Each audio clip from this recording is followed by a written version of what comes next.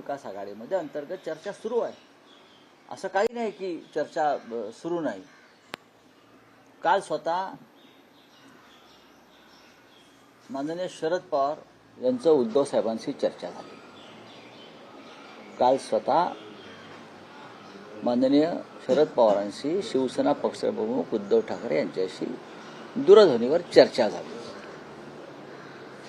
माझ्या माहितीप्रमाणे राहुरी संदर्भात आज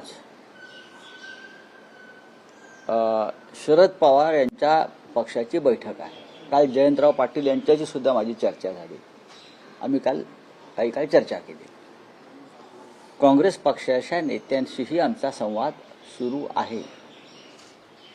याच्यामध्ये शिवसेनेची भूमिका थोडी कमी आहे. याचं कारण बारामती ही जागा आम्ही लढलो नव्हतो, ती शरद पवार साहेबांनी त्यांच्या पक्षाची जागा आहे. आणि राहुरी सुद्धा मागच्या निवडणुकीमध्ये ही राष्ट्रवादी काँग्रेस पक्ष शरद पवार साहेबांच्या पक्षाची जागा आहे. निर्णय त्यांनी घ्यायचा आहे, काय करायचं आहे. राहुरीमध्ये आमच्या पक्षाकडून एकूण 3 इच्छुक आहेत. राजकारणामध्ये निवडणूक लढण्यासाठी कार्यकर्ते पुढे येत असतात. राहुरीमध्ये आमच्या पक्षाकडून 3 महत्त्वाचे लोक, जर समन्वय नाही असं कोणाचं म्हणणं असेल तर ते चुकीचं आहे. पण आम्ही असं म्हणतोय, जरी आमच्याकडे इच्छुक असले तरी महाविकास आघाडी म्हणून निर्णय घ्यावा लागेल. प्राजक्त तनपुरे तिकडले माजी आमदार आहेत, त्यांनी मागची निवडणूक लढवलेली आहे राष्ट्रवादी काँग्रेस पक्षाकडून. ते यावेळेला निवडणूक लढणार आहेत की नाहीत या संदर्भात आज राष्ट्रवादी काँग्रेसमध्ये निर्णय होईल अशी माझी साधारण माहिती आहे. त्यानंतर आम्ही त्याच्यावरती निर्णय घेऊ. काँग्रेस पक्ष हा त्यानंतर राहील. पहिली संधी ही राष्ट्रवादी काँग्रेस पक्षाची आहे, कारण ती त्यांच्या वाट्याला आलेली जागा. त्यानंतर काँग्रेस पक्षाचं तिकडे त्या मतदारसंघामध्ये प्राबल्य आहे.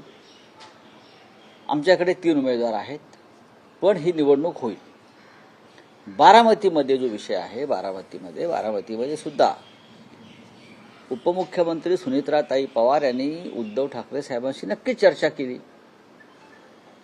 चर्चा होत असते.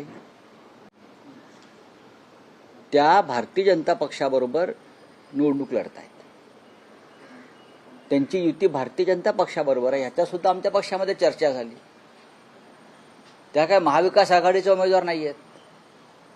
त्या भारतीय जनता पक्ष आणि अजित पवार गट असे त्या संयुक्त उमेदवार असतील.